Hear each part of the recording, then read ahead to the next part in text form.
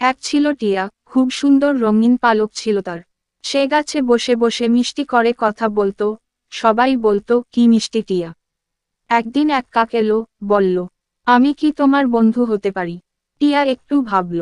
সে কাকের কালো রং দেখে একটু অবাক হলো, কিন্তু বলল, ঠিক আছে, বন্ধুত্বের রং নয়, মন দেখে বন্ধুত্ব হয়। তারা একসাথে ফল খেত, গান গাইত, আর অনেক মজা করত। একদিন বনের সবাইকে আমন্ত্রণ জানিয়ে একটা পাখি মেলা হলো। সব পাখিরা সুন্দর পালকে সেজে এলো।